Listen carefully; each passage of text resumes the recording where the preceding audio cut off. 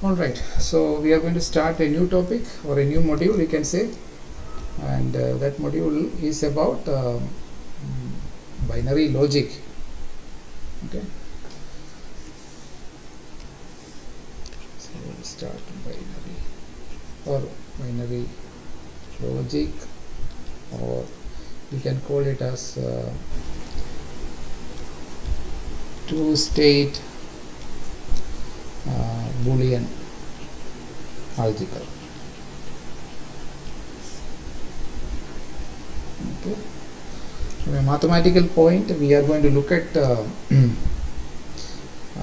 what is called as Boolean algebra. And Boolean algebra is a bigger topic, but we will restrict ourselves to two-state Boolean algebra. So I will try to bring in the differences between the two. So let us start with what is called as an algebraic structure. Okay, what is called as an algebraic structure?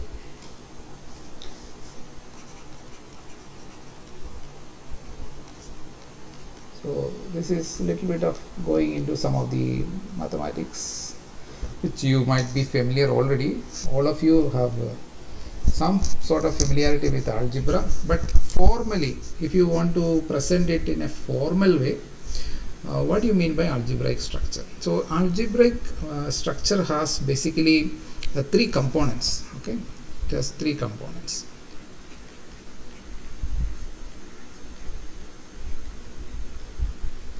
And what are those components? Number one, there will be a set of elements, or you can say a collection. It could be numbers, it could be matrices, collection of objects, or it could be even some entities like alphabets. So there will be a set which contains something. And then second thing is that on this set we have some binary operations defined. Okay, well defined operations. So operations are it could be binary, could be unary also, okay, etc. Some operation, or it could be higher order operations are defined. So binary operation means you take any of the two elements in the set. First of all, I said there is a set of elements, and you take any of the two elements of the set and then combine them in some format and to get the third element. And so that is basically called the operations here. And then thirdly, these, when you do these operations, it has to satisfy certain axioms. Axioms are basically things which you cannot prove, but you are basically insisting that it should have this property, or axioms. It is also called as postulate. Okay, so these are the if you formally talk about an algebra or algebraic structure or the mathematics of algebra, it would have these three components to it. Now let's look at some of the typical properties, okay, or typical axioms. What are the typical axioms? Now one very important axiom which is mostly satisfied by all kinds. So there are different kinds of algebraic structure, different types of algebra. Okay, algebra for say natural numbers, algebra structure of the integers, algebra structure of so because these are different sets, say set of natural numbers, set of integers, set of real numbers. Okay, so all of these sets have a different algebraic structure to it.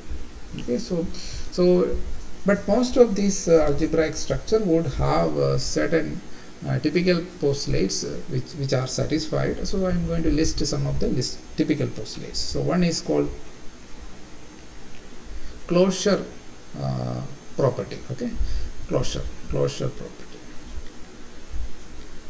Now what is closure property? Closure property says that when you perform the binary operation, that is by picking two elements in the set, and it will give you, say you take A and B, and now there are two elements in the set, and then you combine them by using a binary operation, say A plus B. That's one way, adding the two or multiplying the two. You get a third element, and that third element has to be within the same set that we started with. Okay, if it goes out of the set, that means after adding two numbers, if it is not if you get a result which is not part of the original set, then it doesn't satisfy closure property. So closure property means the result of the operation should be an element within the set.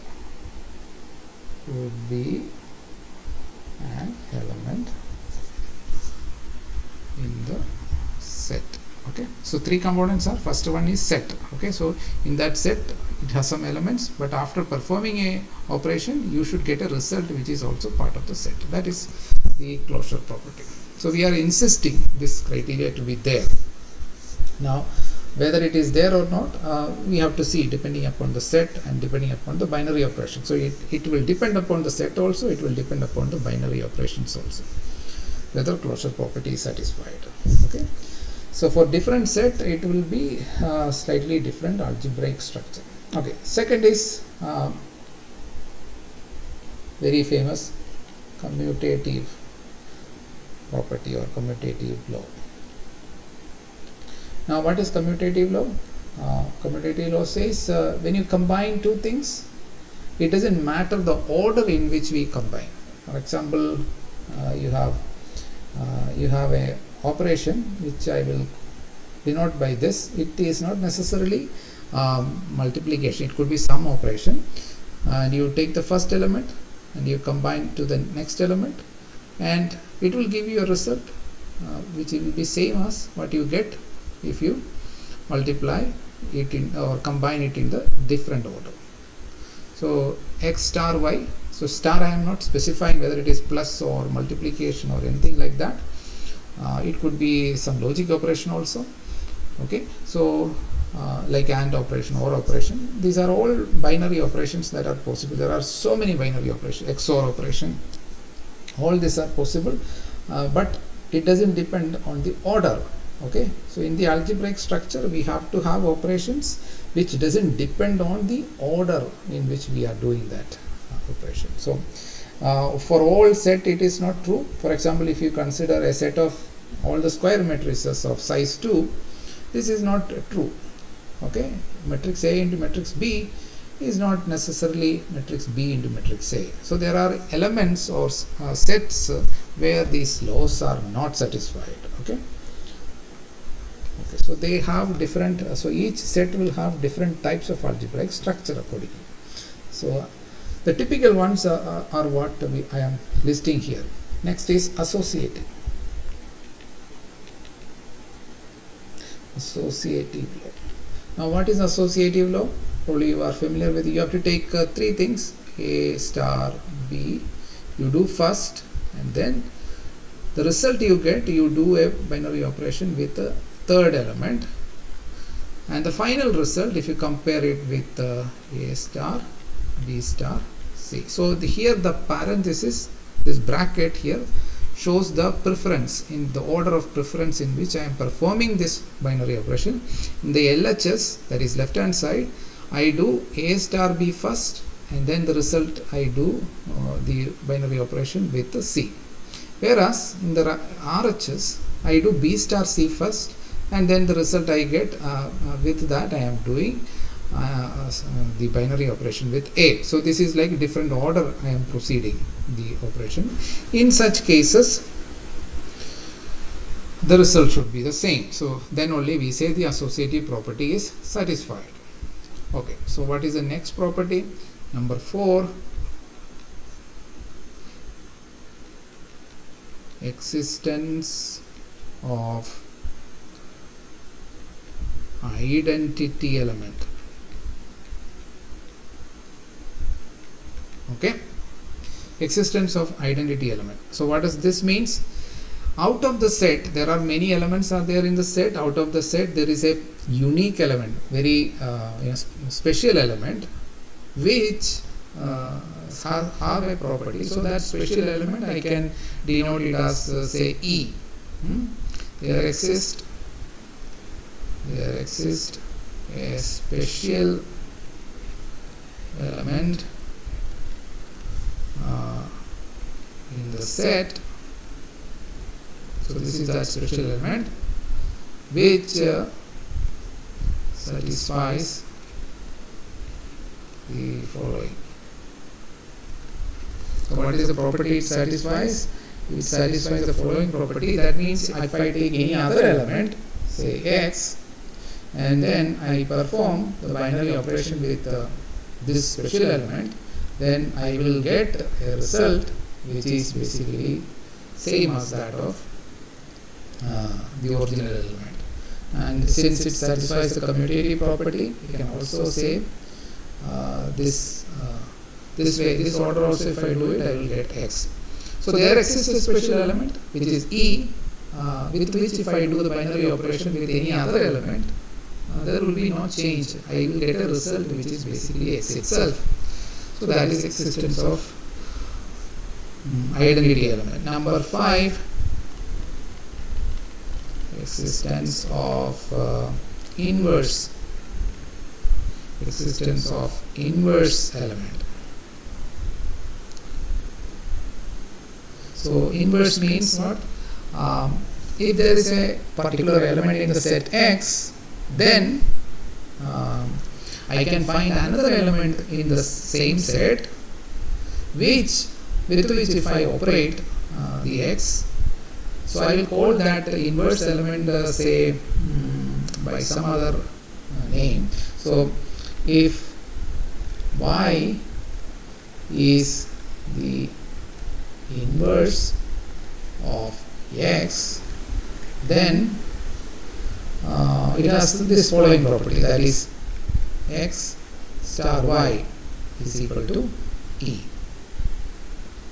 Okay, so when I take Y, which is the inverse of X, it is said to be inverse of X only if it satisfies. So we get that special element, which is basically the identity element. Okay, so this is another. So existence. So within the set, we should have the inverse. If inverse is existing, then within the set we should be able to find an element which satisfies, which when do the binary operation with the corresponding element, I should get the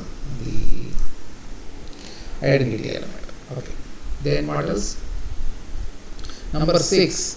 So this is called distributive property. Distributive property. Now, distributive property or distributive law is defined if there are two operators are available, two binary operators. Okay, so if two binary operators or binary operations, let me say, operations are defined for a given set. If two binary operations are defined for a given set, then so let's call them with some symbols. Okay, we can assign some symbols for these binary operations. Okay, so let me just put it in bracket. These symbols which I am going to use is, one is this, and then other is maybe this plus symbol. So two symbols I am defining. So if two symbols are defined or two binary operations are defined, which are denoted by these symbols star and plus sign, I could have any other sign also, something like this also. Okay, so then distributive property means that so we need basically three elements to talk about the distributive property. So you let's call them as x, y, z. Then one way you can write is this. Okay, so there is a bracket which shows the precedence of the operations. First you do what is in the bracket, and the result is combined with x. So doing this way, if it gives you the same result as this,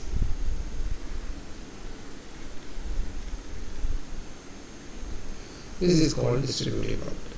Okay. Now one can think about in the other way also. That is, if you have this here and this here. Okay. So I have just interchanged it. So that is another way of having a possible distribution property satisfied. So that will give you. So these things are not always satisfied, but these are some of the typical axioms or postulates which defines a particular algebraic structure. So out of this, which one is satisfied? That will, which all are satisfied, that will give you a mathematical structure to the. Okay, so here it will be.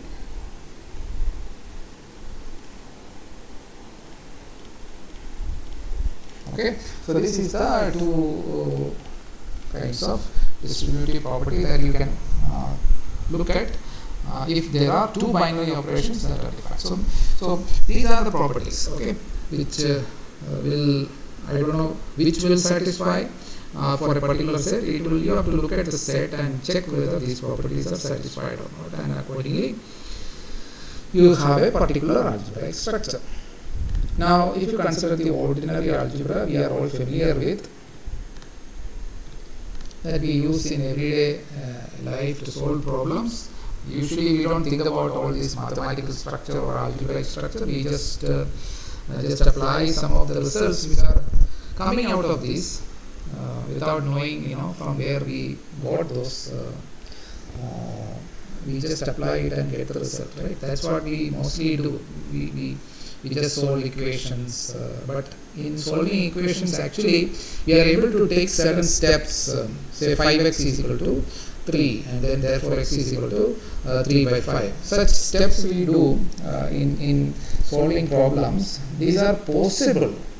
These are possible only because it is basically coming out of the properties or the postulates of algebraic structure. Okay, so we are looking at the ordinary algebra. What I mean by ordinary algebra? Ordinary algebraic structure. So or let me just say ordinary algebra. So ordinary algebra is the one which we use in everyday life to solve problems. So there, what are the binary operations? The set is usually real numbers, okay, all the real numbers. Mostly we use real numbers. Of course, in our study in engineering, we use sometimes complex number also. But in real life, we usually handle maybe the cost of things like or the number of things. All of this you can say they are part of real numbers. Okay, so that is the set, and then operations. So these are binary operations. What are the binary operations? One is called plus, which is basically addition of real numbers.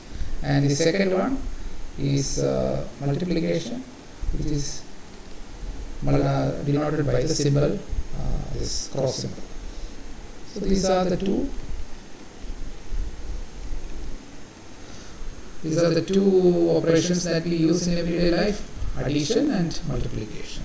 You may say, what about subtraction? What about division? Okay, so that we will come into it. But when we look at these things for a real number set with these two binary operations. When we look at in this way, actually we don't need to separately talk about a subtraction operation or as a division operation. They are actually part of this. So if you have these satisfying certain properties, and the properties that are satisfied, number one, with the two of these operations, does the closure property satisfied?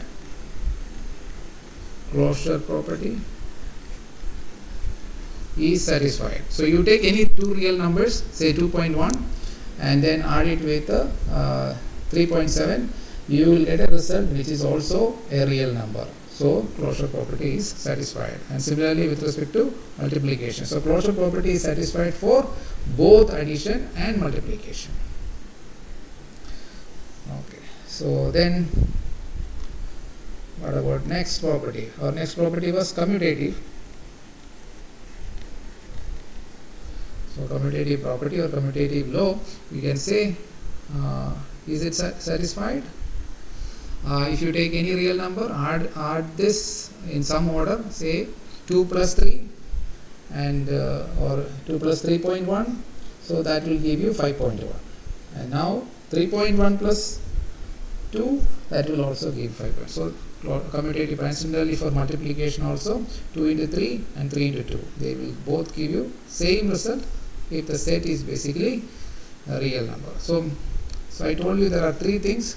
Number one, the set. Number two, second component is the binary operations, and third component is basically these laws. So we are now looking at the laws. What are the laws? It may not be the case that all the typical laws which I put above are satisfied. So we have to check it one by one. So what is the algebraic structure for a real number set with the plus and multiplication operation? Okay, number 3. What was number 3? Anybody remember that we talked about? Property number 3. That was associative. Associative law. Is it satisfied? So all of this has, for two branches are there. So one is with plus and the other is with the multiplication. Commutative property, A plus B is equal to B plus A, and here A into B is equal to B into A. Okay.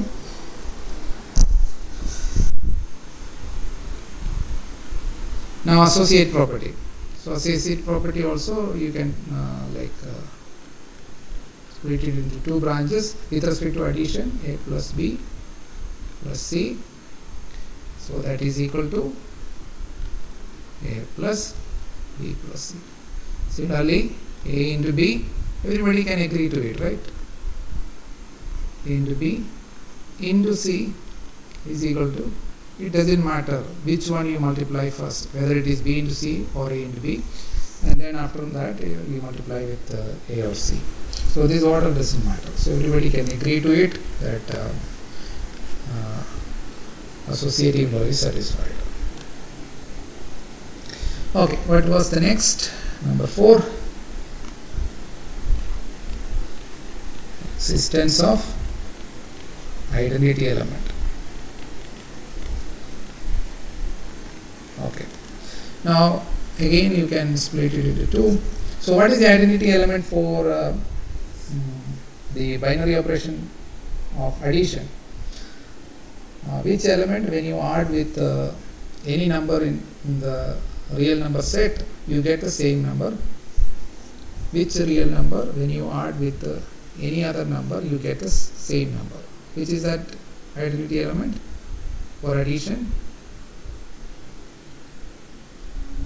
So if X is any element in the set, you add with some special element E, you should get X. So which is that element? 0. 0, right? So this 0 is the special element here. Okay.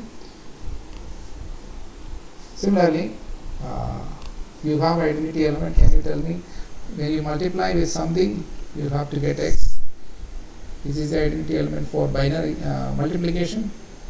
1, sir. 1. Okay, so that is right. So you have identity element for both operations. So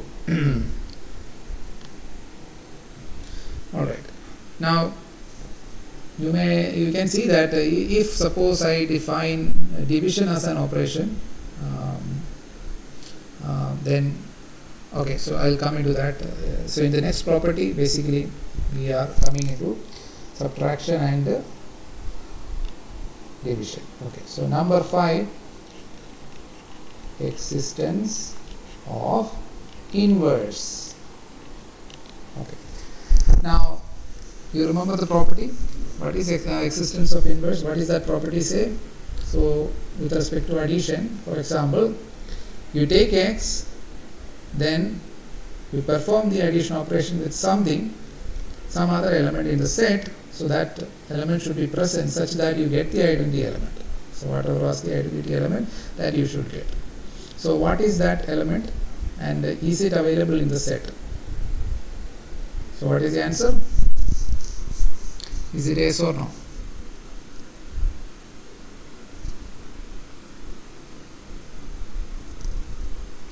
What is the element, and whether that element is present in the set of real numbers? So minus x. Minus x, correct. Okay, so for every x you can find a minus x in the set, right? Because the real numbers means it goes from minus infinity to plus infinity. So all the values are there, and therefore you can always find that element, and therefore inverse x. And this defines your subtraction. So that is the thing. So this defines. So you don't need a separate operation. So it comes as the inverse for addition operation. Defines subtraction. That is how subtraction is defined. So we are normally not, looking at things from this kind of mathematical perspective, but that is how things are formally defined. Now, similarly, I have something here with which I multiply x in order to get to the identity element of multiplication, which is 1. So what is it? That's called the inverse of multiplication binary operation. 1 by x. So you see that this defines your division.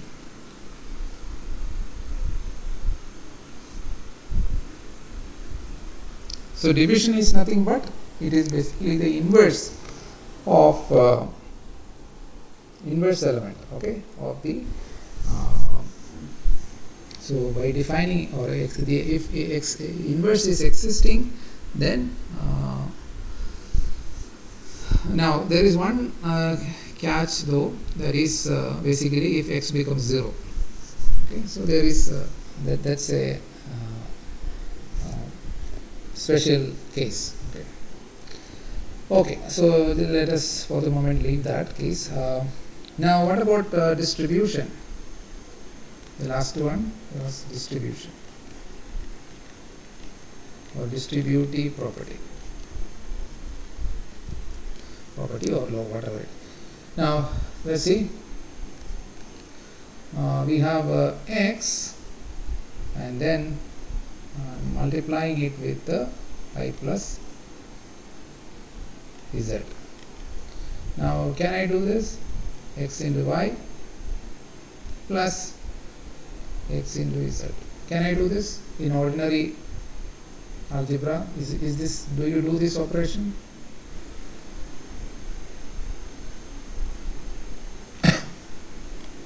Is this possible? Say 2 into 3 plus 1. So you do 3 plus 1 first, 4 into 2, that is 8.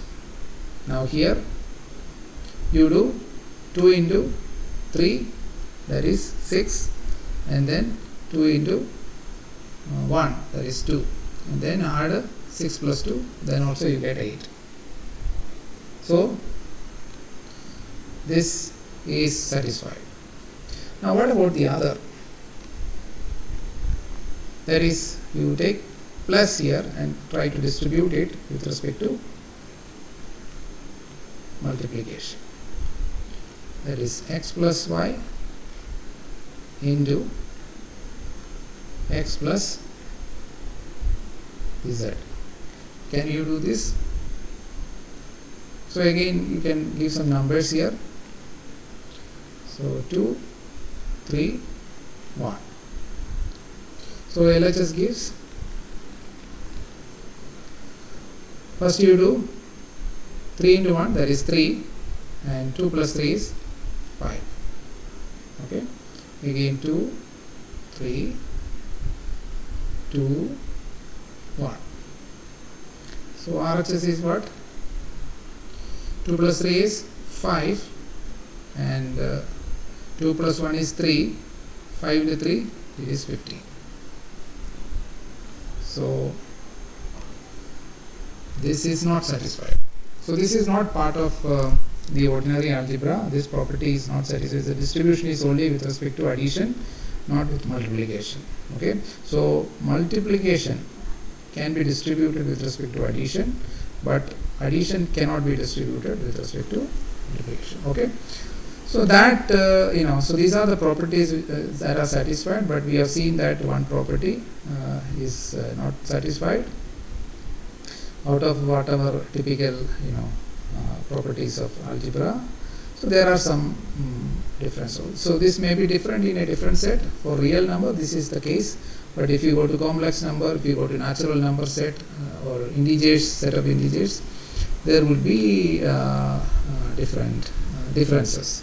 Okay, all right. So we are getting some idea about what is a mathematical structure. Now we will go to what is more relevant for our subject, that is digital system design. We are particularly interested in Boolean algebra. Okay. Now, what is Boolean algebra? Now so we will again insist that there should be some set, and then there should be some operations which are possible on binary operations that are possible on the set, and then I will list out the properties which will be satisfied. Okay, so I am not telling you which is the set, I am not telling you which is the operations. They should all be there, but what is Boolean algebra? If you say, if you have to say what is Boolean algebra, you have to say that Boolean algebra is defined for a set with two binary operations, set in which two binary operations are defined such that the following properties are satisfied.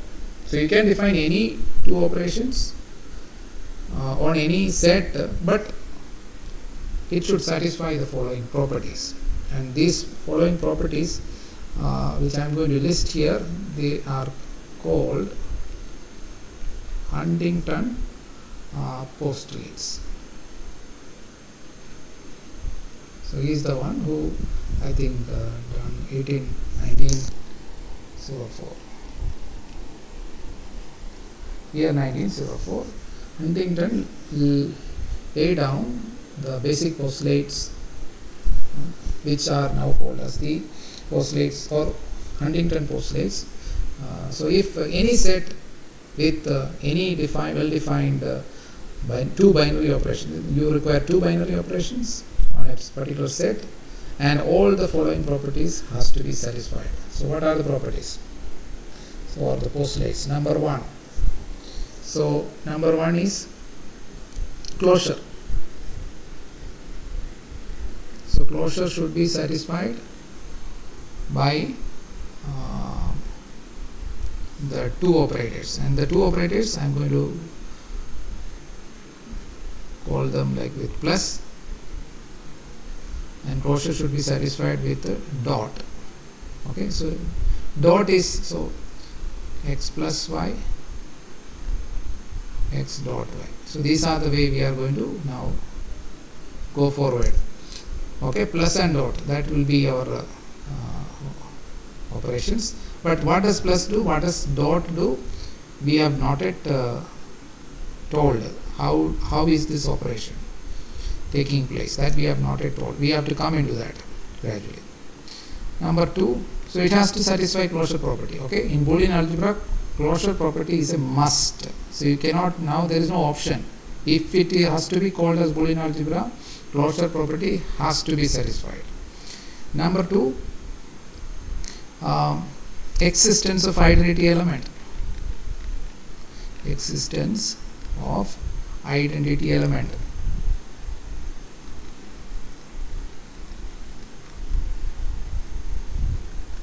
Okay, so for both, for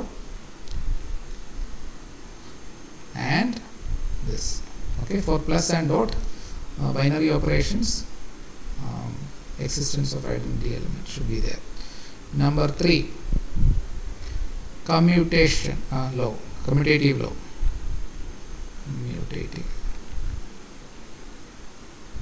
Commutative law should be satisfied by both plus and dot.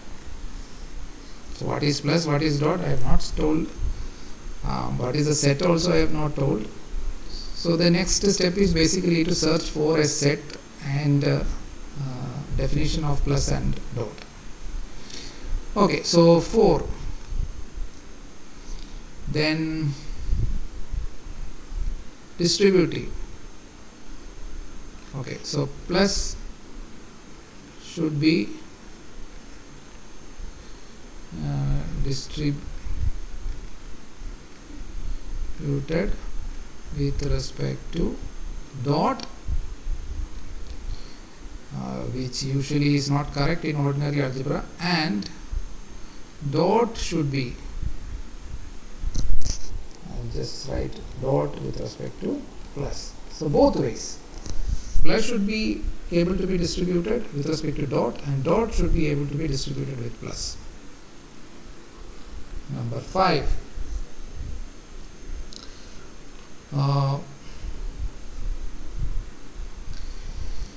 for every element in the set, let me say x in the set. So you take any element.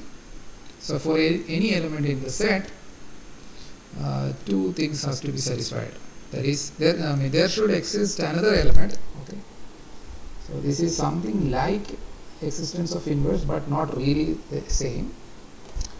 For every element in the set,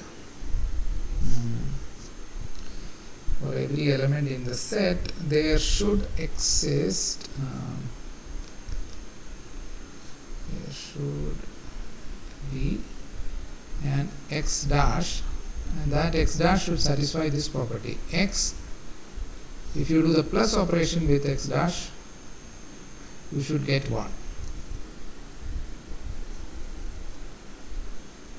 Okay. And so what is 1? 1 is basically the identity element of, so that I did not specify existence of identity element. So for plus, it is 0, and for dot it is 1. Okay, so these are 0 and 1. Okay, so these are 0 and 1. So existence of identity element should be there for plus and 1. So x with x plus with 0 will give you x, and again I am telling you, these are not addition, these are not dot is not multiplication, but it is some other operation you have to find out. Okay, but it will give you 0 as the identity element, and 1 is the identity element for plus. Now you see that here I am talking about plus. Earlier when we discussed the inverse, the same operator will give you the corresponding identity element. But here you see the identity element I am taking is corresponding to the dot operation. But here I am doing plus with the x dash, and similarly x dot x dash will give you 0. So this is like a difference from the existence of inverse. This is not really inverse. If it has to be inverse, x plus that element should give you 0. So that's how we define subtraction in ordinary algebra, and x dot that element should give you 1. So that is defining your division, but this is something else. Okay, so that is why it should not be confused or treated as existence of inverse, but it is having some kind of property. Okay, so this x dash here, x dash is called the complement.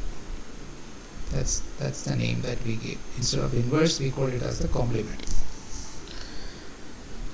Okay, so that is number 5. Now the next thing it says is that it is not really a yeah, you can say it is a condition. So let me just write one more condition, that is there should be at least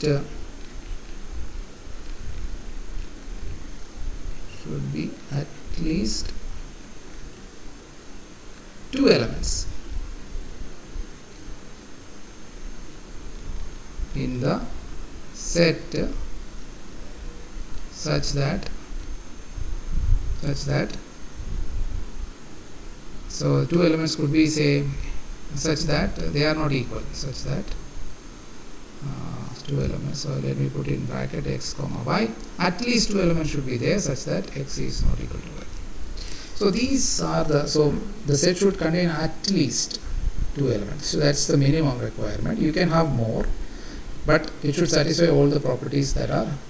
If there are more elements, then the plus operation and dot operation are defined in such a way that it satisfies all these properties which are listed here.